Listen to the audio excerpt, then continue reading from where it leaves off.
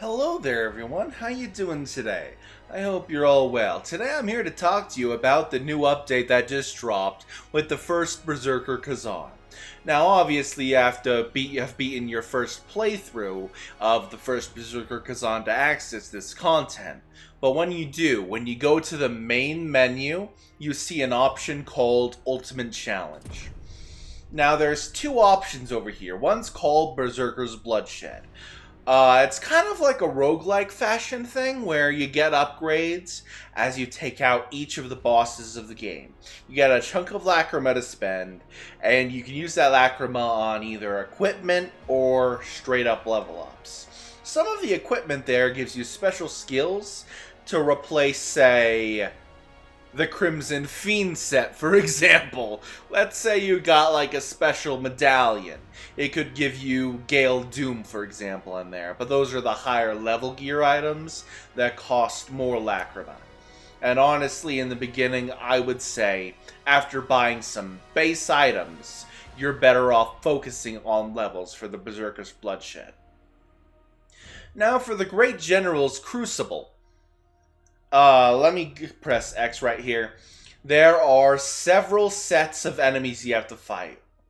The Tides of Ruin is just the Yeti, Viper, Volbanino, and Shaktuka, which means it's just the beasts of the game which you have to stab. But in this mode, their health has been amped up to a ridiculous degree, and I am not joking when I say the Yeti can one-tap you. So, the fact that this mode gives less rewards than, say, Berserker's Bloodshed, even though with Berserker's Bloodshed there's more enemies to fight. It's very interesting, I would say. Oh, speaking of rewards, let's go talk to the Phantom and look over the rewards we can obtain. Because I haven't seen anyone covering the loot you can get from these challenges. It's actually something amazing. Let me just run my fat little ass over onto the Phantom. And hello there, Phantom. You talk to Phantom, and you see the option Exchange Tokens. Here, let's say you were doing the regular general stuff. You can get regular epic gear. You know, nothing too bad. Spear of Retribution, learn Furious Drive. Or Dual Wield of Reaping, you learn Phantom Judgment.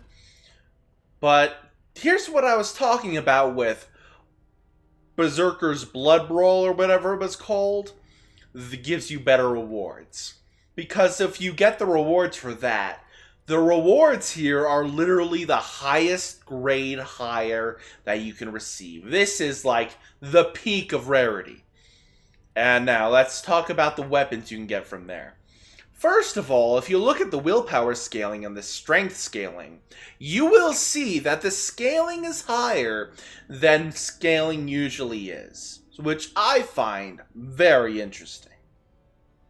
Now obviously the transmuted Dual Wield of Reaping gives you Phantom Judgment to reset exhausted rates, and you get more damage on exhausted enemies, so you're really encouraged to exhaust your enemies.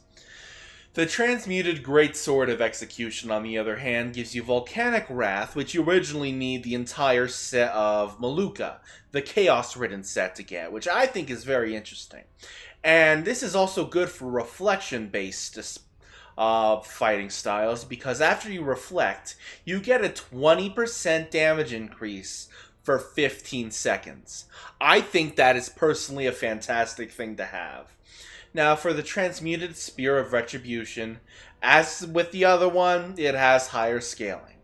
But it also gives you Furious Drive, which I think comes from Lightning Girl's set. And you also get Stamina Damage Increase, 15% on when you do a Brink Dodge. Now let's talk about the armor sets. We have the Defier set. Defier's Gauntlets gives you a bunch of rear assault damage options. When you're attacking an enemy behind, you gain health. When you attack an enemy behind, you get damage. I think that's good. Now we have the Defier's Mask. More rear assault options. You get stamina damage increase. You get increased fury accumulation. This set is all about hitting your enemies from behind and giving them back shots. Now let's see, where's that other one? I know it's in there somewhere. There we are, Defier's Cloak. This one does not give you the rear assault bonuses, but this one gives you a dodge stamina cost decrease along with a damage multiplier increase when you're enraged. For those who don't know what that means, being enraged in this game means you have half the stamina you had in the beginning, which I think is a good thing. It's like the Crimson Fiend set kind of stuff.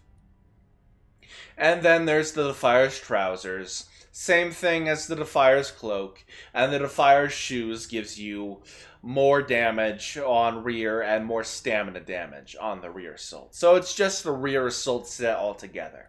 Now let's go through the next one. Netherworld Abyss set. First of all, we have a stamina damage increase and a frontal attack damage increase on the leggings. Now let's see, where's that next one? Abyss. Netherworld Abyss Pauldrons. It gives you more stamina damage increase, and you get even more frontal assault damage, which I think is very nice. So if you're attacking enemy from straight ahead, the Netherworld Abyss set will be nice to have. Now for the Netherworld Abyss Shoes, you have a charge attack, which is the great sword we were looking at earlier, and you get a bonus attack. And if you received stamina damage, well, you receive less of it with the stamina damage decrease. Now, here's the Netherworld Abyss Helm. Sorry, my brain got a little confused for a second. Netherworld Abyss Helm. It gives you increased stamina damage. No, wait, no, I read that wrong. Your received stamina damage is decreased. And when you score a critical, your received damage decrease is down. It's a 50% chance to get a 60% damage reduction. I think that's how it works. Correct me if I'm wrong in the comments. The double number maths really are confusing. And now for the Netherworld Abyss Gauntlets, we have a charged attack damage increase. And if you have a critical and charged attack, you get 15% health back. That is something I am very interested in having, because that one's really good. Now let's talk about this set bonus. For the first two pieces, you get received damage decrease, which is nice. And with the other one, you get a whopping 25% charged attack damage multiplier increase. Now for those who know if it's damage or damage multiplier is way better to have in the grand scheme of things. One more level in there and you get counterattack fury accumulation. And then finally, if you have all 5 pieces, if you use a counter strike, you get a damage increase of a massive 30% for 7 seconds. Also, I forgot to check the set bonus on Defiers. Let me do that real quick. Okay, so Brink Dodge, you gain health. On a potent blow, your damage increases for 7 seconds. And on a Brink Dodge, your damage increases for 15 seconds.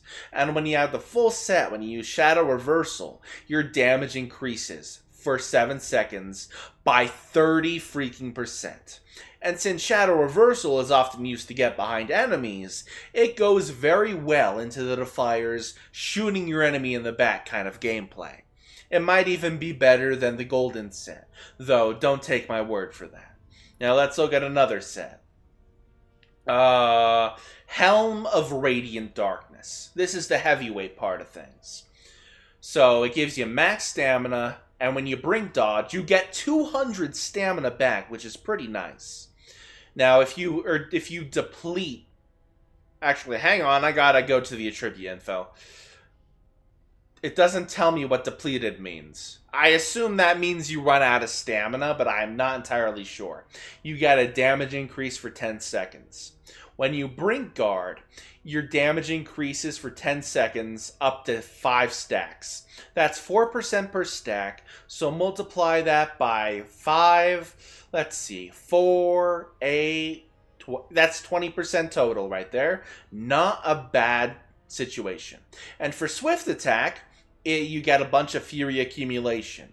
And since the whirlwind counts as a swift attack, you get a lot of fury accumulation for this. And then with a brink dodge, your damage increases for 15 seconds, maximum 3 stacks. Now let's look what the other set parts do for us. Pauldrons of Radiant Darkness. This gives you stamina recovery, and when your enemy is exhausted, you get a damage multiplier increase. Very nice. Now for the Leggings of Radiant Darkness. More stamina recovery, and an enemy exhausted damage multiplier increase. So this thing really wants you to exhaust your enemies. Now, let's see. What else do I have to do?